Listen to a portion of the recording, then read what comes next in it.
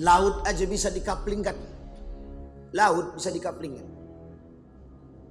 Yang mereka anggap itu punya mereka. Jadi sekarang nih, besok bukan laut yang mereka kaplingkan lagi. Manusia ini dikaplingkan dia lagi sudah. RT 1, RT 2, RT 3, RT 4 itu semua kaplingan aku gitu. Sama manusia-manusianya juga. Artinya apa? Kerakusan manusia hari ini itu semakin menampakkan jati diri dia. Manusia-manusia rakus hari ini semakin menampakkan jati diri mereka. Fir'aun tidak pernah mengkaplingkan itu, Pak. Jangankan Fir'aun lah, Qarun yang punya banyak duit saja, itu yang dia kumpulkan itu emas. Tidak ada tuan takur ketika itu, Pak. Sekarang ini bukan tuan takur lagi, tuan laut. Tidak yuslih lakum a'malakum wa yaghfir lakum dzunubakum wa may yuti'illaha wa rasulah faqad faza fawzan 'azima. Puji syukur kehadirat Allah atas limpahan rahmat dengan mengucapkan alhamdulillahirabbil alamin. Berselawat kepada Nabi dengan mengucapkan Allahumma shalli ala Muhammad wa ala ali Muhammad fil alamin innaka Hamidum Majid. Baik Bapak Ibu sekalian yang berbahagia, bagaimana kabarnya di subuh hari ini Bapak Ibu? Sehat atau tak sehat Bapak Ibu? Sehat ya. Dingin apa tak dingin? Banjir apa tak banjir? Jadi di perumahan kami banjir deh Pak. Hujan tak berhenti, astagfirullah. Sebenarnya bukan astagfirullah ya, alhamdulillah hujannya. Hujannya alhamdulillah. Tapi memang ya gimana ya. Banjir Bapak Ibu. Ya salah satu ya kerusakan yang terjadi itu kan disebabkan ulah manusia itu sendiri. Nanti kita lihat Bapak Ibu, betul apa tak betul pernyataan tersebut. Kenapa Pak? Jadi Bapak Ibu sekalian yang berbahagia, sekarang ini pelalawan berduka. Jadi kemarin ibu saya baru pulang dari Mekah, mau pulang ke sore.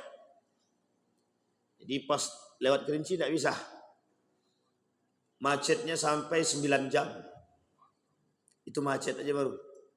Belum sampai ke rumah. Macetnya aja 9 jam. Karena memang kata beliau airnya sudah di atas lutut lebih. Nah ini kalau kemarin itu tahun kemarin bisa sampai hampir 2 bulan. Nah, kalau sekarang mau berapa lama kan?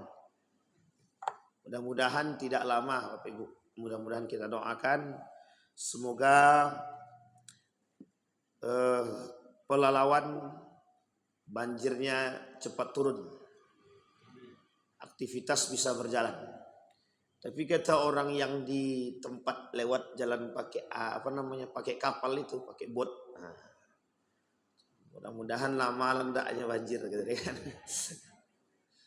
Karena memang salah satu pendapatan di situ. Jadi tahun kemarin Bapak Ibu, di bulan Januari juga tanggal 4, 5, 6 itu kan udah mulai itu. Bapak saya meninggal tanggal 4 Januari, meninggal bapak banjir terjadi. Banjir itu sudah terjadi gitu. Jadi saya baru bapak meninggal, saya di Madinah. 2 hari setelah beliau meninggal saya pulang. Itu kami naik bot sampan atau apalah pokoknya, yang ya kapal lah kalau bahasa kita ini kapal. Uniknya kapal di tengah malam, jam 10 malam, nabrak pula lagi. Jadi besoknya ada yang kapal tenggelam bersama orang-orangnya. Jadi untung ada yang bisa berenang, dan itu masalah itu Bapak Ibu. Karena kalau udah malam hari ini dah nak nampak jalan. Apalagi di atas itu kalau kita melihat pelalawan itu, kalau jalan dari kapal itu, Masya Allah. 1 jam kita habis nyebrang lautnya aja itu. Nyebrang air itu. Yang biasanya kita tempuh sebentar, tapi ini bisa jadi cuman untuk melintasi banjir itu saja. Karena kita mutar kan, jadi jauh mutarnya jadinya sampai 1 jam. Itu Bapak Ibu, ketika kita lihat itu melihat pemandangan itu dalam pikir kita cuma satu saja. Ini kalau tidak banyak kita berzikir kepada Allah, kalau tidak banyak kita mengagungkan Allah, itu lewat tuh Bapak Ibu. Sekali Allah tenggelamkan tuh kapal, mati, sudah selesai. Saking ngerinya kita melihat rumah itu tidak ada tempat tinggal lagi. Sebanyak itu tempat. Dari tulisan terusan baru, dari tulisan terusan itu ke bawah itu entah berapa meter jarak ke bawah. Jarak besi dari jarak tanah dengan tulisan. Itu tulisan itu, air itu sudah di bawah tulisan itu tepat. Itu setinggi dengan rumah. Coba Bapak Ibu bayangkan. Itu sebenarnya mudah saja. Kalau Allah tinggal datangkan sedikit, na'udzubillahi min dzalik, gelombang, selesai itu. Begitulah kekuasaan Allah. Nah, tapi Bapak Ibu sekalian yang berbahagia, itu adalah satu sisi rasa syukur dengan datangnya hujan. Tapi satu sisi Allah datangkan banjir itu agar manusia ini berpikir. Pelajaran yang Allah berikan begitu besar. Kampar perhatikan. Banjir Bapak Ibu. Sudah berapa lama? Mereka duluan loh. Baru 5 tutup bendungan itu yang dibuka. Kalau sempat semua bendungan terbuka atau di tempat-tempat yang lain dibuka, bayangkanlah. Makanya Bapak Ibu, salah satu tanda kiamat itu Bapak Ibu, itu nanti model kiamat itu banjir. Dan banjir bandang itu pernah terjadi pada masa Nabi Nuh alaihissalam. Siapa yang selamat di situ? Anaknya bahkan mengatakan, tidak, sa'awi ila jabalin ya'simuni minal ma', gitu deh. Kata Nabi Nuh, tidak ada yang bisa selamat. Nah, udah kesinilah. Anaknya tak, tetap aja angkuh, sombong. Apa kata anaknya? Sa'awi ila jabalin ya'simuni minal ma'. Rupanya tempat bukit dan gunung yang dia naiki justru juga Allah tenggelamkan. Jadi Bapak Ibu sekalian yang berbahagia, tidak ada yang bisa menyelamatkan manusia kecuali Allah. Apapun kemampuan yang dimiliki oleh umat manusia, kecerdasan apapun yang dimiliki oleh umat manusia.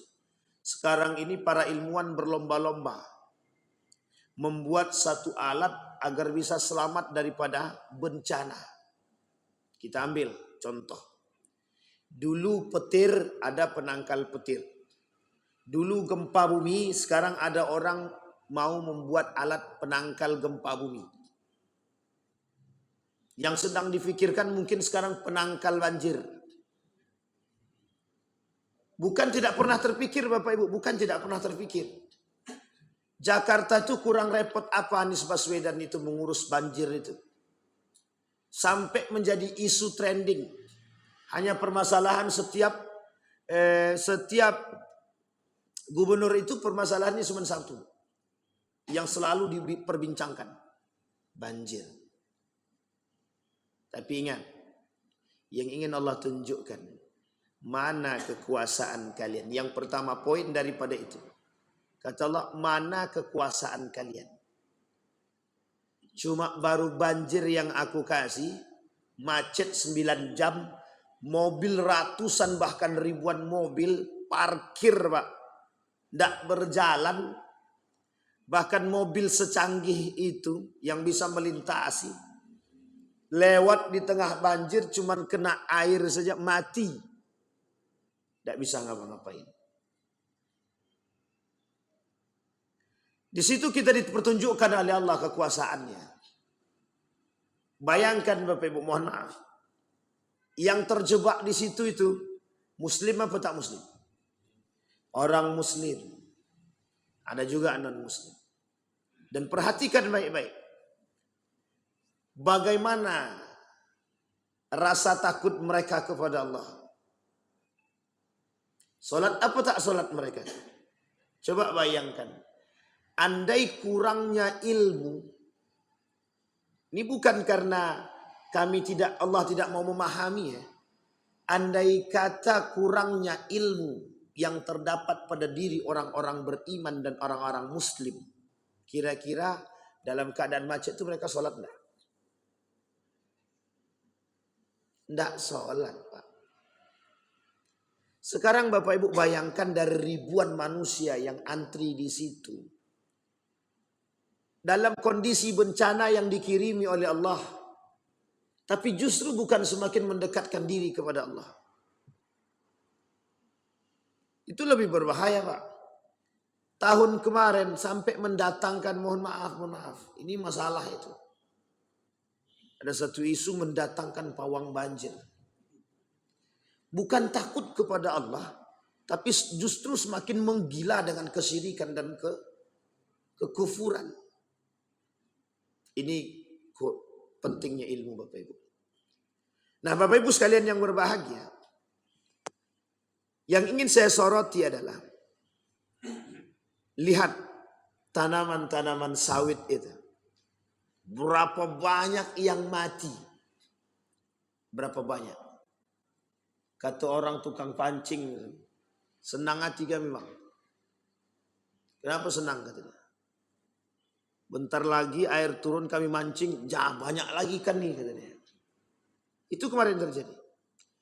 Sawit-sawit itu Bapak Ibu. Mati. Tidak ada lagi. Tidak tersisa. Padahal itu baru ditanam. Dan itu berapa jauh? Sejauh mata memandang Bapak Ibu. Sejauh mata memandang banjirnya itu. Coba Bapak Ibu bayangkan. Bapak Ibu sekalian yang berbahagia. Kata Allah.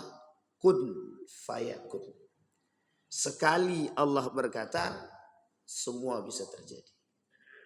Nah Bapak Ibu sekalian yang berbahagia. Saya ingin lihatkan kepada Bapak Ibu sekalian yang berbahagia. Ayat di dalam Al-Quran. Yang Allah sampaikan di dalam Al-Quran. Ada 3 ayat paling tidak. Yang menjelaskan.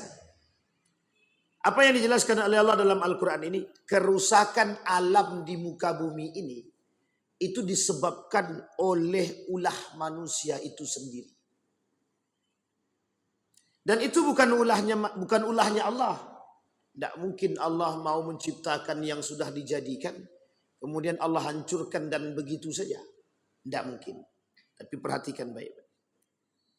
Di dalam Al-Quran kata Allah. Dan ingatlah ketika Tuhanmu berfirman kepada para malaikat. Aku hendak menjadikan khalifah di muka bumi ini.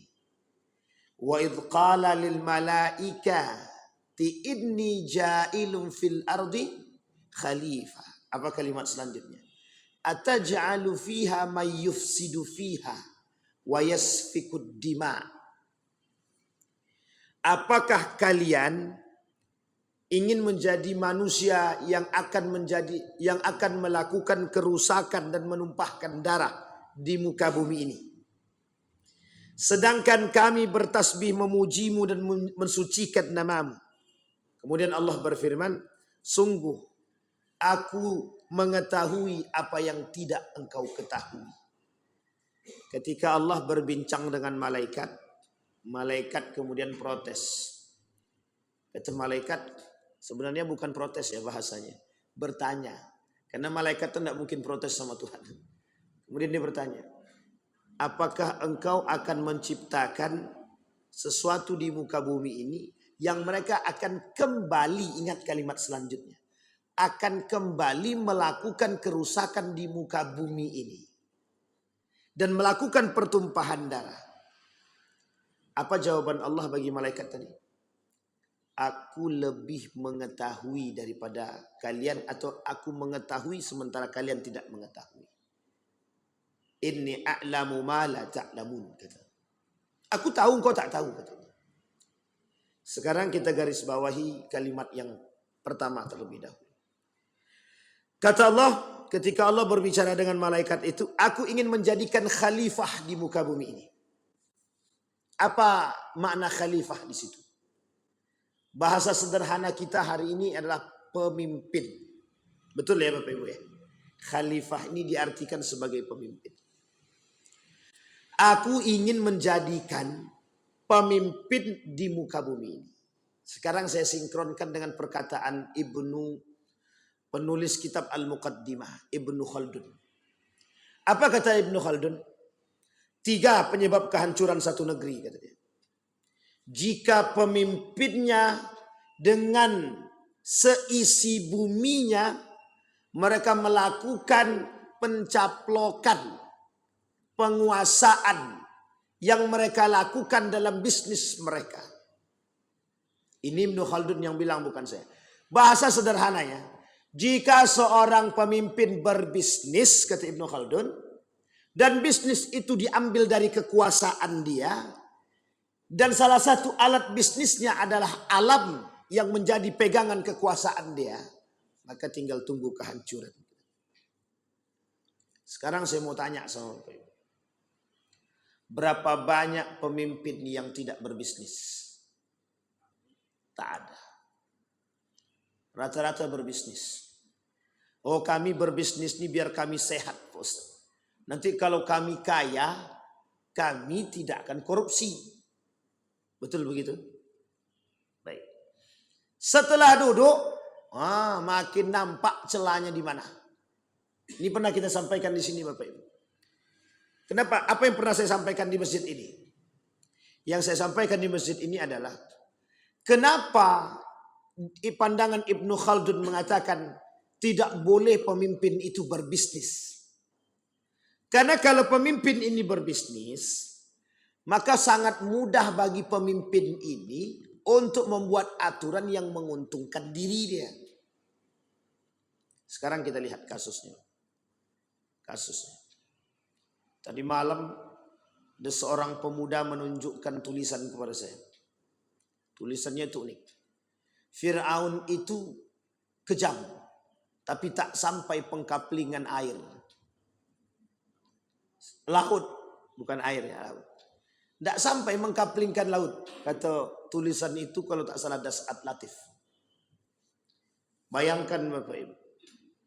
Laut aja bisa dikaplingkan. Laut bisa dikaplingkan. Yang mereka anggap itu punya mereka. Jadi sekarang nih, besok bukan laut yang mereka kaplingkan lagi. Manusia ini dikaplingkan dia lagi sudah.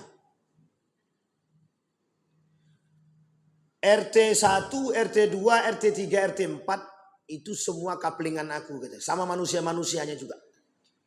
Artinya apa? Kerakusan manusia hari ini itu semakin menampakkan jati diri dia. Manusia-manusia rakus hari ini semakin menampakkan jati diri mereka. Fir'aun tidak pernah mengkaplingkan itu, Pak. Jangankan Fir'aun lah. Qarun yang punya banyak duit saja, itu yang dia kumpulkan itu emas. Tidak ada tuan takur ketika itu, Pak. Sekarang ini bukan tuan takur lagi, tuan laut. Yang ingin kita maksudkan di sini adalah bagaimana cara manusia menentang Tuhan dari sikap atau perilaku yang mereka banggakan. Yang ingin kita perhatikan adalah bagaimana kesombongan manusia terhadap apa yang mereka miliki. Kita sudah bahas juga di sini Bapak Ibu, di dalam khutbah, di dalam ceramah zuhur itu. Setidaknya ada 6 kesombongan yang terdapat dalam diri umat manusia. Dan karakter itu Allah sebutkan di dalam Al-Quran dengan bahayanya. Kata Allah, orang yang sombong dengan hartanya aku hinakan, kata Allah. Orang yang sombong dengan harta yang dia miliki, kekayaan yang dia miliki, di dunia Anda merasa mulia, di akhirat aku hinakan, kata Allah. Di akhirat dihinakan oleh Allah. Bapak Ibu, orang yang sombong itu cenderung akan melakukan kerusakan. Karakteristik manusia yang melakukan kerusakan di muka bumi yang Allah sebutkan dalam Al-Quran, satu sifatnya Bapak Ibu, sombong. Sekarang kita perhatikan. Saya kasih Bapak Ibu ilustrasi. Andai kata setiap manusia punya kerakusan yang sama orang yang tukang kapling laut ini. Setiap mereka punya kerakusan orang kaya yang sombong seperti mereka ini. Punya satu karakter namanya rakus. Kira-kira satu laut itu akan bagi berapa? Sampai di sini paham maksud saya. Dan perhatikan baik-baik. Di mana letak kehancurannya? Di mana letak kerusakannya? Apa yang akan terjadi? Jika setiap orang punya caplokan di antara orang kaya, setiap orang punya kaplingan dulu. Orang kaya dulu. Bukan orang miskin dulu. Orang kaya dulu. Setiap mereka punya kaplingan di laut. Kira-kira apa yang terjadi? Antara satu kapling dengan kapling yang lain, apa yang terjadi? Ikan itu masuk ke kaplingnya Seriduan. Yang satunya lagi masuk ke kaplingnya Tio.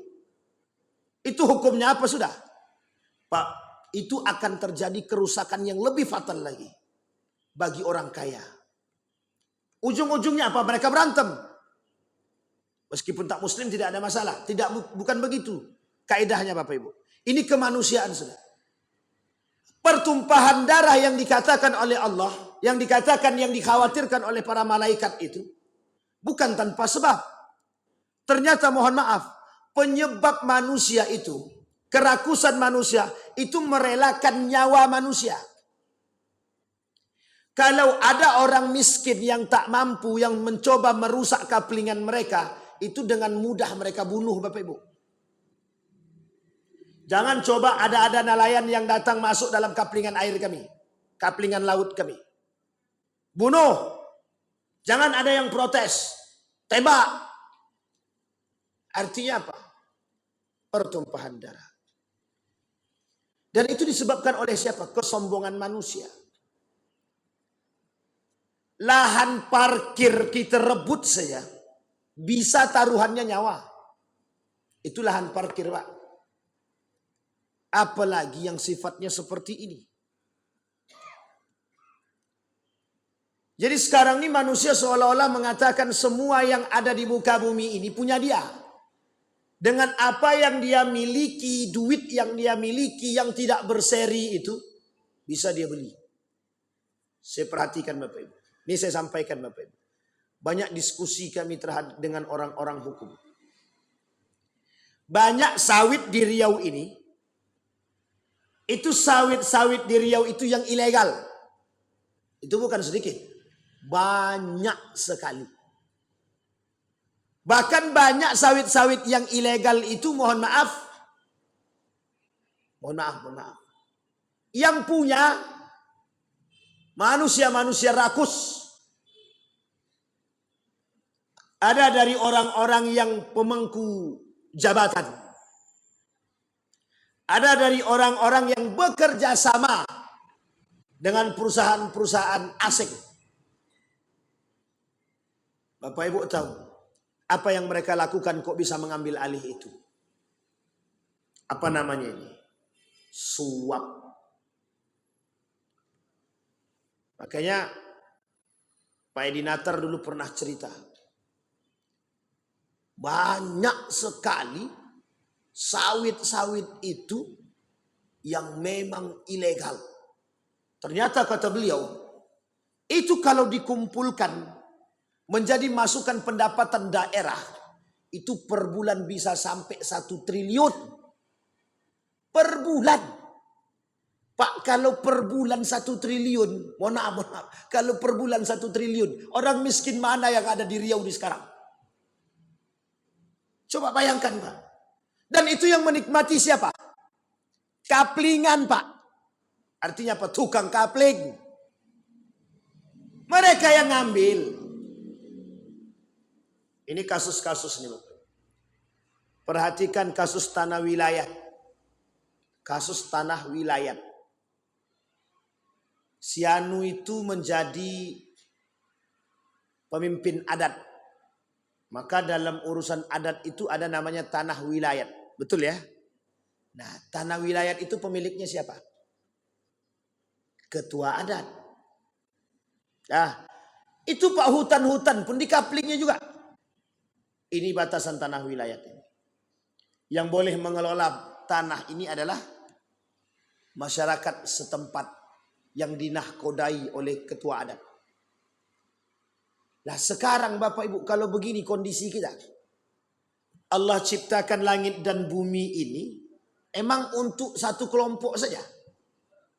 Apakah Allah menciptakan langit dan bumi ini untuk satu kelompok? Baca dalam undang-undang kita Bapak Ibu.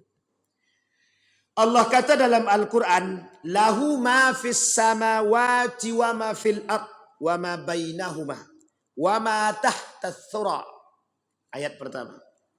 Ayat yang kedua, walahu man fis samawati wal ard wa man indahu la yastakbiruna an ibadatihi la yastahsirun, kata Allah. Dan kepunyaan Allah lah langit dan bumi dan malaikat-malaikat yang di sisinya. Mereka tiada mempunyai rasa angkuh untuk menyembahnya dan tiada yang merasa sedih pula. Yang punya itu Allah, yang ngatur manusia. Maka tergantung pada pemimpin Pak, tergantung pada pemimpin. Uniknya, kok bisa ada yang mengambil kaplingan itu, dari mana izinnya, ke siapa izinnya, kok bisa kaplingan airnya ada? Sekarang saya tanya, kelalaian siapa? Kelalaian siapa? Ada ketua RT, Pak RT. RT tak tahu. Tahu-taunya di kampung tuh ada pezina. Yang disalahkan siapa? RT. Tapi itu terlalu parah Pak Ustaz. Oke. Sekarang Bapak Ibu, yang mengeluarkan surat izin untuk tanah ini siapa? Surat izin tanah ini siapa? Siapa Pak? Badan Pertanahan. Yang terlibat dalam kasus itu berapa? Banyak. Bukan sedikit Pak. Banyak sekali. Mereka tak memahami kondisi ayat ini. Jadi Bapak Ibu, kerakusan manusia hari ini sudah Allah sebutkan karakternya dalam Al-Quran seperti kera, kirodatan khasiin. Gitu. Jadi manusia itu ada karakter manusia yang disamakan dengan binatang di dalam Al-Quran. Ada 7. Satu di antaranya adalah kera, rakus. Inilah yang ingin kita coba perhatikan Bapak Ibu. Kerusakan di muka bumi ini dirincikan oleh baginda Nabi Muhammad SAW dalam hadisnya. Kata Nabi begini, tidak akan terjadi hari kiamat sampai manusia akan berebut sedikit demi sedikit. Manusia berebut, ingat kalimat ini Bapak Ibu. Yang diperebutkan oleh manusia itu apa? Yang diperebutkan oleh manusia kekuasaan, kekayaan, jabatan, lahan. Itu diperebutkan, bukan tidak diperebutkan. Mohon maaf Bapak Ibu. Naik jadi kepala desa, itu rebutan Bapak Ibu. Kenapa? Karena merasa setiap kepala desa itu bisa mendapatkan keuntungan. Orang naik jadi pemimpin hari ini itu bukan murni karena keikhlasan untuk mengabdi kepada negara. Bukan murni keikhlasan untuk membangun masyarakat yang madani islami, bukan. Mohon maaf, jangan tersinggung. Karena mereka naik itu ada inginnya. Sudahkah kita melihat rebutan kursi? Apa yang mereka lihat yang ada di kursi itu? Ditengoknya kursi itu, tunjangan sekian. Di kursi itu tertulis, tunjangan sekian. Daerah mana yang dicaplok sekian. Korupsi sekian. pendapatan dari fiktif sekian, SPBD fiktif maksudnya, dan lain sebagainya lagi Bapak Ibu, yang tertulis di kursi di situ. Itulah yang mereka perebutkan. Kalau cuman kursi saja yang itu yang mereka tengok, tidak akan mereka rebut Bapak Ibu, tidak akan. Percaya kata-kata saya, tidak akan mereka perebutkan jika kursi itu saja sifatnya kursi. Karena yang mereka perebutkan itu tertulis di kursi di situ. Berapa banyak di situ? Kami merasa dengan kami duduk ini kami akan menjadi manusia mulia. Memang mulia di hadapan manusia. Seolah-olah dielu-elukan. Awas-awas, anggota dewan mau masuk masjid, dia mau sholat. Dielukan. Korupsi tak korupsi belakangan dulu. Kata Allah, kata Nabi, kelak umat manusia ini di akhir zaman akan saling merebut. Apa yang mereka perebutkan? Kekuasaan, kekayaan, jabatan. Terakhir lahan. Dan benar Pak, perkataan Nabi terbukti. Dan bisa kita lihat hari ini Pak. Siapa yang tidak berebut sekarang? Mohon maaf Pak, mohon maaf. Sampai preman pun rebutan tempat. Ini lahanku. Kata preman satu tempat ini. Jangan kalian macam-macam di sini. Kata preman di sana, ini lahan kami. Salah apa tak salah? Semua orang merasa punya tempat masing-masing. Mereka tak kembalikan pada ayat yang tadi. Ayat yang tadi berbicara semua yang ada di muka bumi ini milik siapa? Milik Allah, bukan milik manusia. Manusia ini sifatnya mengelola. Itu makna daripada khalifah. Tapi kalau yang kita kelola ini sudah salah, bekerja sama dengan perusak untuk mendapatkan kepentingan, memperkaya diri, itulah kerusakan yang nyata. Sampai di sini paham Bapak? Kita lihat kebakaran lahan. Kebakaran lahan. Itu dibakar apa terbakar? Harus berani bilang Bapak Ibu. Kebakar apa terbakar? Dibakar. Itu lebih tepat. Ya mungkin tidak semuanya. Sebagian. Sebagian besar maksudnya. Bapak Ibu sekalian yang berbahagia. Berapa banyak lahan, berapa banyak hutan yang dibakar. Dan yang dibakar itu mohon maaf. Mereka anggap sebagai lahan mereka. Dan mohon maaf lagi. Tanpa izin. Berapa banyak manusia-manusia yang mengambil kayu. Mereka potong pohon tersebut. Mereka ambil kayu tersebut. Dan banyak perusahaan-perusahaan yang ngambil itu ilegal. Bukan tidak banyak, banyak. Apalagi kita Indonesia ini kaya dengan hutan. Bahkan hutan tanpa penghuni pun ada. Saking kayanya Indonesia ini. Tapi apa yang terjadi? Semua merasa milik mereka. Maksudnya semua merasa milik mereka ini gimana Pak Ustadz? Semua orang kaya yang punya kekuasaan, yang punya keuangan, yang punya jabatan, mereka akan gunakan kekuasaan mereka untuk mengambil tempat-tempat tersebut. Pertanyaannya, manusia atau bukan?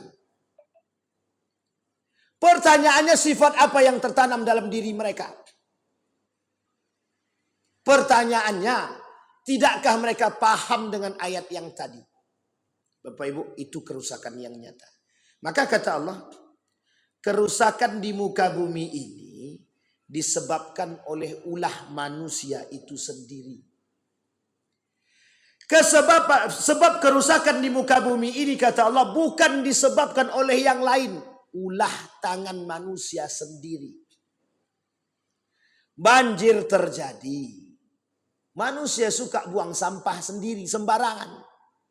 Banjir terjadi pemotongan liar. Banjir terjadi banyak ulah yang mereka buat. Gempa bumi terjadi, longsor terjadi, banjir, hujan, dan lain sebagainya. Bapak Ibu sekalian yang berbahagia, kenapa kita tak merujuk kepada hikmah kalimat itu? Nah sekarang Bapak Ibu, apa yang harus kita lakukan sebagai seorang muslim? Merujuk kepada ayat Allah. Apa kata Allah dalam surat Al-A'raf ayat 58? Kata Allah begini. Wa ila madyana akhahum Syuaiban. Apa kata Allah? Dan kami telah mengutus kepada penduduk Madian. Siapa yang diutus oleh Allah? Nabi Syuaib. Sekarang apa tujuannya? Ia berkata, hai kaumku, sembahlah Allah. Sekali-kali tidak ada Tuhan bagimu selain daripada Allah. Sungguh telah datang kepadamu bukti yang nyata dari Tuhanmu. Maka sempurnakanlah takaran dan timbangan. Dan janganlah kamu kurangkan bagi manusia barang-barang takaran dan timbangannya. Dan janganlah kamu membuat kerusakan di muka bumi ini sesudah Tuhan memperbaikinya. Yang demikian itu lebih baik bagimu jika kamu betul-betul orang-orang yang beriman. Allah peringatkan begini Bapak Ibu. Dari kalimat timbangan itu ilustrasi saking banyaknya manusia yang akan melakukan kerusakan di muka bumi ini dari berbagai macam aspek. Semuanya mereka lakukan. Alasannya apa? Kata Nabi alasannya cuma satu. Dunia. Makanya kalimat Nabi dalam hadisnya sederhana. Tidak akan terjadi hari kiamat kata Nabi sampai mereka akan melihat.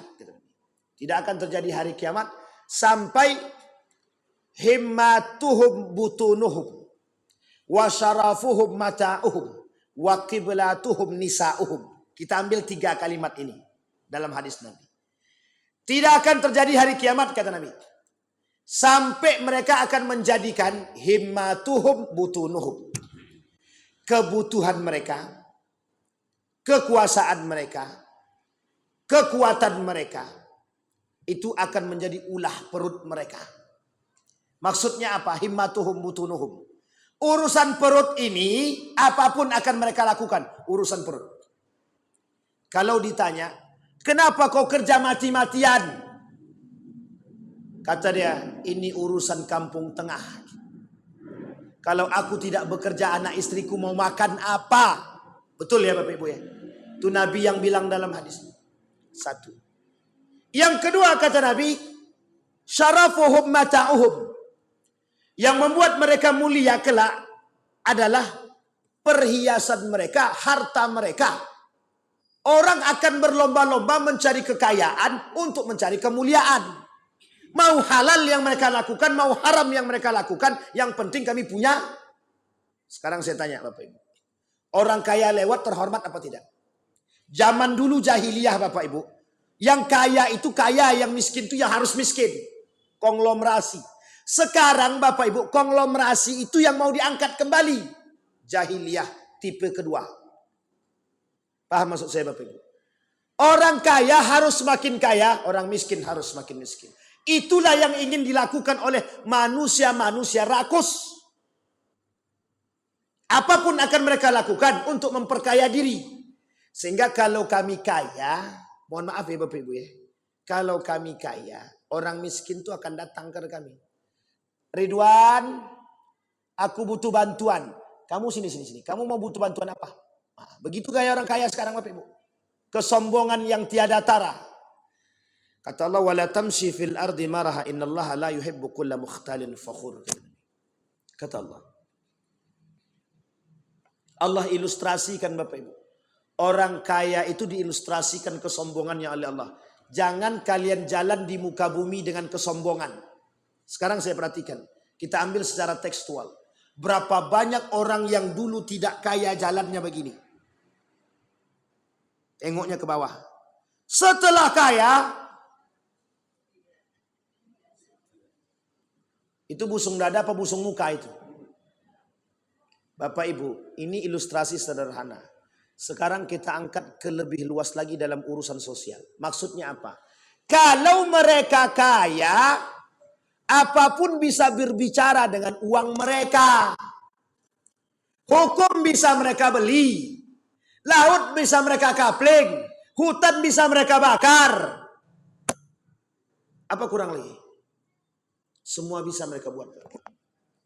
Maka berkata kalimat tersebut, betul kata Nabi, syarafuhum mata'un. Berlomba-lomba orang ingin memperkaya diri dengan cara yang halal dan yang haram agar mereka mendapatkan kemuliaan. Mohon maaf, kalaulah dengan cara yang haram, mereka telah melakukan kerusakan. Sehingga mohon maaf Bapak Ibu, mau dengan cara pakai penguasa, mau dengan cara pakai suap, mau dengan cara pakai cara premanisasi, itu terserah. Yang penting kami kaya. Yang penting kami kaya. Kita ambil contoh. Ada satu tempat hiburan punya orang kaya, dirusak. Ketika dirusak, yang turun tangan orang kaya itu atau premannya dulu? Apa? Premannya, Pak. Apa kata orang kaya? Dengan duit kami bisa bayar orang tanpa harus mengotori tangan kami. Itu yang terjadi hari ini, Bapak Ibu. Orang yang berkuasa, mereka tak menampakkan diri mereka. Yang lebih parah lagi, mereka jadikan tumbal orang lain. Kau yang nabrakkan dia gitu. Tapi karena dia anaknya raja, tidak bisa dia masuk penjara. Malu aku masuk penjara. Aku tanggung hidup anakmu selama kau di dalam penjara. Siap tidak kau masuk penjara? Aku tanggung hidupmu, anakmu. Ya udahlah, kata orang tak mampu tadi. Ya udah, aku ikut. Mohon maaf Pak. Akhirnya apa yang terjadi? Dia yang menanggung penyakit orang lain. Meskipun mohon maaf, anak-anaknya ditanggung. Coba bayangkan pikiran seorang manusia. Dikiranya kasih sayang itu bisa didapat dengan uang. Kebahagiaan itu bisa diraih dengan uang. Tapi bagi orang kaya, kami bisa beli apapun termasuk harga diri manusia. Itu karena apa Bapak Ibu? Kesombongan. Kapan mereka bisa begitu? Kalau mereka sudah kaya. Makanya Bapak Ibu berlomba-lombalah orang pengen kaya. Sekarang Bapak Ibu, 9 naga ini Bapak Ibu di Indonesia itu kalau berbicara goyang semua. Pertanyaannya, karena apa?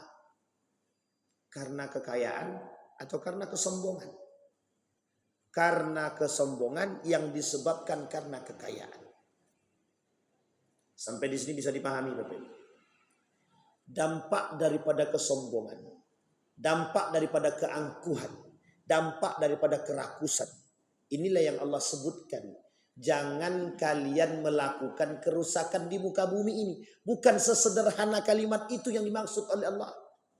Karakter manusia yang terdapat dalam diri manusia, sifat yang tidak pernah bisa merasa puas dengan apa yang dimiliki. Sehingga Allah katakan dalam Al-Quran, Allah khawatir. Kekhawatiran Allah itu terjadi. Kekhawatiran Nabi terjadi. Apa yang dikhawatirkan? Kerusakan yang terjadi disebabkan karena keangkuhan manusia. Kita lihat dalam ayat yang lain. Ketika masa Nabi Nuh alaihissalam, yang Allah kirim apa? Bandang, banjir bandang.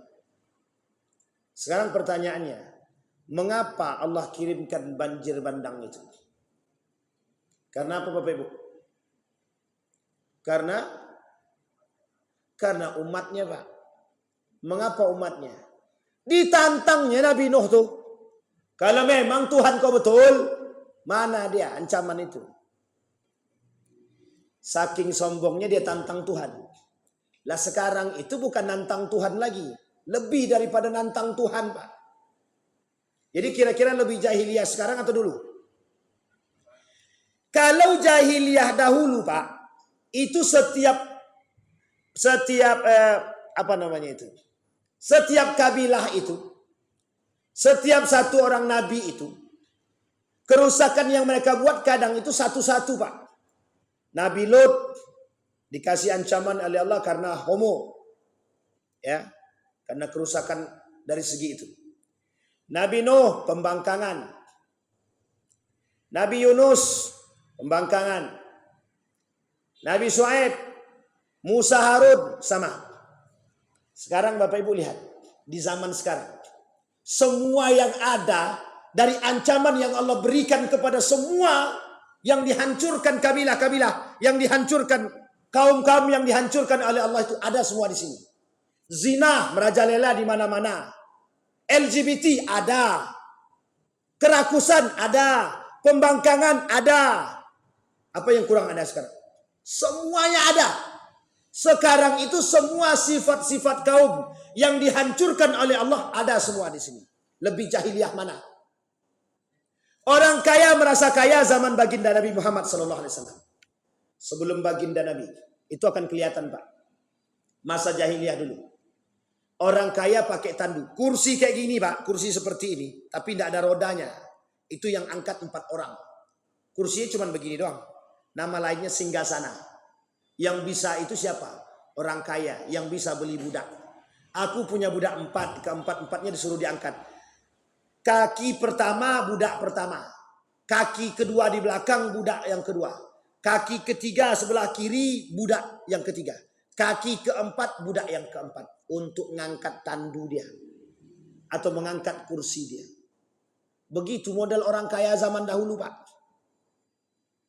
Pakai kursi dia. Karena waktu itu belum ada pesawat. Mungkin kalau waktu itu ada pesawat. Jangankan pesawat. Lebih dari pesawat bisa mereka beli itu. Dan itu Bapak Ibu pada sebelum baginda Nabi Muhammad SAW. Ketika Nabi datang. Kekayaan kerusakan yang terjadi pada masa itu Bapak Ibu. Pembangkangan kepada Allah. Rasisme. Orang kaya hanya orang kaya saja. Yang miskin dengan miskin saja. Sistem ribawi dihapus oleh Nabi. Sekarang Bapak Ibu. Semua penyakit kaum-kaum terdahulu itu. Ada sekarang. Riba merajalela. Bagi mereka biasa saja. Perzinahan biasa saja. Bahkan mohon maaf sekarang ada namanya zina online. Prostitusi online maksud saya. Perjudian dulu mainnya marak. Sekarang ada. Kurang rusak apa sekarang? Semua cobaan-cobaan itu Allah berikan dan nampak sekarang pada semua. Kata Nabi, itu yang akan terjadi kelak di hari kiamat. Di akhir zaman. Maka Bapak Ibu, saya katakan Bapak Ibu, kita ini hampir mendekat akhir zaman. Kenapa begitu? Tanda-tandanya sudah nampak semua. Perzinahan merajalela sudah nampak. Musik bertebaran, semua orang bermain musik sudah nampak. Keangkuhan, kesombongan. Dulu masa Nabi Musa dan Harun. Nabi Musa naik ke atas mengambil kitab suci. Mengambil perintah tauhid dari Allah. Turun ke bawah, masyarakatnya sudah buat patung. Lah sekarang tengok di Saudi. Replika Ka'bah di atasnya perempuan joget. Tanpa busana. Beda tipis seperti tidak? Jadi jahiliyah sekarang itu lebih parah lagi. Dulu orang kalau sekali menyembah Tuhannya cuma satu. Kata mereka begini. Tuhan kami, Tuhan kami, Tuhan kamu, Tuhan kamu. Orang sekarang tak dicampur aduknya semua. Jadi satu Tuhan untuk semua agama katanya. Coba bayangkan. Apa nak sesat kita sekarang tuh? Maka Bapak Ibu sekalian yang berbahagia. Rusak apa tak rusak sekarang? Maka wajar kalau Nabi katakan tubalil ghuraba. Yang selamat itu siapa kata Nabi? Yang berpegang teguh dengan tali keimanan. Nabi Bapak Ibu meninggalkan satu isyarat bukan tanpa sebab. Nabi meninggalkan Al-Quran dan Sunnah bukan tanpa sebab. Karena Nabi tahu kerusakan pada umatnya. Karena Nabi tahu bahkan pasti akan terjadi apa yang dia katakan. Itulah kemaksuman Nabi. Sehingga ketika Nabi tahu akan kerusakan dan kehancuran yang akan terjadi pada umatnya. Nabi berharap di antara umat-umatnya itu berpegang teguh kepada Al-Quran dan Sunnah. Agar apa? Selamat. Tidak akan disesatkan kata Nabi. Lan tadillam bikuma abadan kata Nabi. Kalau kalian berpegang teguh, intamasaktum bihima lan tadilla bikum abadan. Tidak akan pernah kalian sesat sama sekali. Itu yang terjadi, Pak. Karena Nabi tahu, Pak. Nabi itu Isra dan Mi'raj. Yang ditengok Nabi di dalam neraka itu semua, Pak. Kenapa si anu itu? Kata dia penyakitnya ini. Kenapa kok banyak perempuan? Banyak yang melawan pada suami. Sekarang Bapak Ibu boleh tengok. Perempuan sekarang ini melawan sama suami apa tidak? Banyak apa tidak yang melawan sama suami? Salah. Bukan melawan, merajai. Lebih banyak perempuan hari ini merajai suami. Apa kata suaminya? Tunggu dulu, aku izin sama suami, bini aku dulu. Semua bini. Itulah ilustrasinya. Ketia istri. Salah kan Nabi bilang begitu? Tak salah. Memang itu yang terjadi. Kata Nabi tidak akan terjadi hari kiamat. Sudah kita bahas dulu. Tidak akan terjadi hari kiamat sampai laki-laki itu akan mengikuti perkataan sang istri atau istrinya sampai-sampai mereka bisa durhaka kepada orang tuanya. Jadi Bapak, kalau ibu-ibu kita yang belakang ini semuanya orang soleha semua. Cari aman dulu lah kita. Daripada kita tak aman setelah ini kan. Rusak belakang. Sampai di sini paham Bapak Ibu. Nah, lihat Bapak Ibu, perhatikan ulah tangan manusia yang menyebabkan kemurkaan Allah. Jadi Bapak Ibu, kalau sekarang bencana silih berganti datang kepada kita, itu karena kemurkaan Allah Bapak Ibu. Murkanya Allah kepada kita, cuma kita tidak sadar-sadar Pak. Mohon maaf, di tengah banjir bandang yang begitu melanda, kok tidak ada yang sholat? Kok tidak ada yang berinisiatif? Apapun yang terjadi dengan kita, dekatkan hati kepada Allah. Kalaupun kita harus mati dalam keadaan seperti itu, mati dalam keadaan husnul khatimah. Sampai di sini bisa dipahami. Dari sekian banyak kasus, tsunami Aceh, gempa bumi, gunung meletus. Mohon maaf, bukan semakin mendekatkan diri kepada Allah, semakin banyak kekufuran yang muncul. Kami datangkan pawang gunung biar tidak meletus ya. Pawangnya pun mati sekali. Kena lahar sekali, mati sekali. Masih ingat kasus Mbah Marijan kan? Coba. Sukabumi, pawang longsor. Sak pawang-pawang rumah-rumahnya masuk ke dalam sekali. Ini cerita Abu Nawas. Abu Nawas itu satu ketika ada seorang saudagar kaya ingin menikahkan anaknya. Khawatir akan hujan. Dia berharap mencari pawang hujan. Keliling-keliling saudagar kaya ini Pak ke pasar-pasar. Bertanya kepada saudagar-saudagar yang lain. Tahu enggak kalian siapa pawang hujan? Kata masyarakat situ, ada kata dia. Barangkali Abu Nawas bisa jadi pawang hujan. Abu Nawas tak pernah mengatakan kalau dia pawang hujan. Cuman orang tadi datang kepada Abu Nawas. Bisa enggak kau nanti ketika dalam acara pernikahanku hujan enggak turun? Apa jawaban Abu Nawas? Dia tidak merasa pawang hujan, tapi kata Abu Nawas, enggak apa-apa, laksanakan aja kegiatan pernikahan itu. Selama aku duduk di situ hujan enggak turun, katanya. Kata Abu Nawas. Ingat kalimat ini ya Bapak Ibu ya. Selama aku duduk di situ, hujan tidak turun. Ini kecerdasan Abu Nawas.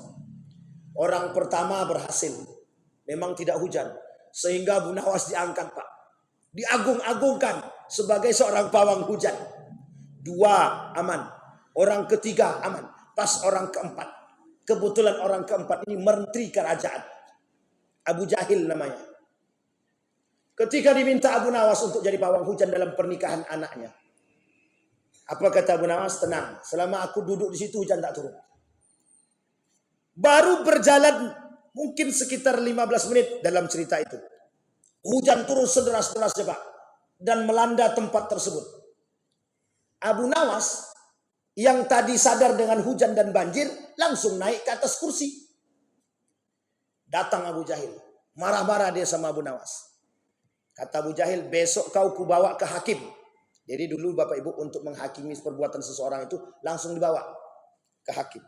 Sampai ke hakim dia nuntut Abu Nawas untuk mengganti rugi yang kerugian yang terjadi di acara dia. Ditanyakan sama Pak Hakim, tanya kepada Abu Nawas. Kata Hakim, betulkah begitu ceritanya Abu Nawas? Betul Hakim. Terus apa pendapatmu? Kata Hakim kepada Abu Nawas. Dijawab sama Abu Nawas. Bodoh kali aku kalau hujan kemudian aku di situ, kata dia. Mending aku naik kursi cari selamat, kata dia. Jawaban yang cerdas. Apa kemudian Abu Nawas kata? Mana ada pawang hujan? Yang ada itu pawang Allah, kata dia. Minta sama Allah. Dah tahu ini kita muslim, minta kok sama manusia, kata dia. Malu sendiri dia. Akhirnya Abu Jahil pulang ke rumah. Malu, dengan rasa malu. Artinya apa? Abu Nawas ngerjain orang-orang yang suka pawang-pawang hujan itu tadi. Nah sekarang dipertontonkan tuh Pak sama kita kemungkaran dan kekufuran itu. Ketika acara apa itu? Mendatangkan pawang hujan itu pemerintah itu. Buktinya hujan juga kan? Hujan juga kan? Tidak berguna juga pawang hujan. Masih mending duit untuk bayar pawang hujan itu dibayarkan untuk orang tak mampu. Selesai. Coba bayangkan. Artinya apa? Ketidakpercayaan kepada Allah. Maka wajar Bapak Ibu kalau sekarang itu Allah kasih kita bencana. Kenapa? Orang-orang kita sekarang ini, muslim sekarang ini kurang percaya sama Allah. Berkurang sedikit demi sedikit kepercayaan mereka kepada Allah. Yang mereka percaya siapa? Setan-setan itu. Iya, karena mohon maaf, dukun tuh main dengan setan atau tidak? Jadi yang bermain itu siapa? Setan apa dukun? Syaitan. Bukan dukun. Dukun tuh main dengan setan, Pak. Jadi yang mohon maaf, yang bekerja itu bukan manusia, tapi syaitan. Ada pertanyaan Bapak Ibu? Aman Bapak Ibu?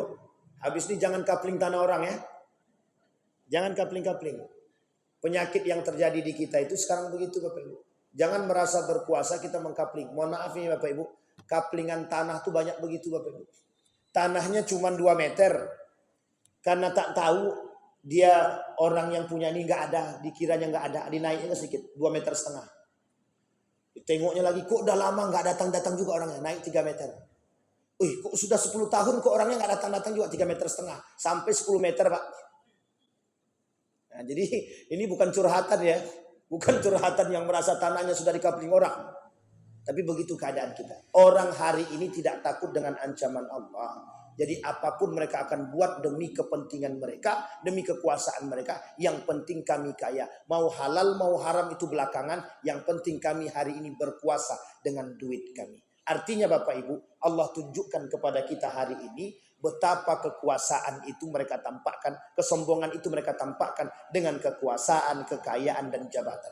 Mudah-mudahan Bapak Ibu sekalian yang berbahagia, kita orang yang beriman ini tidak melakukan perbuatan demikian. Dan kita yang sadar ini selalu mengajak orang untuk tetap bisa berbuat lebih baik. Karena itu ada kaitannya dengan kezaliman. Zalim kita terhadap orang lain.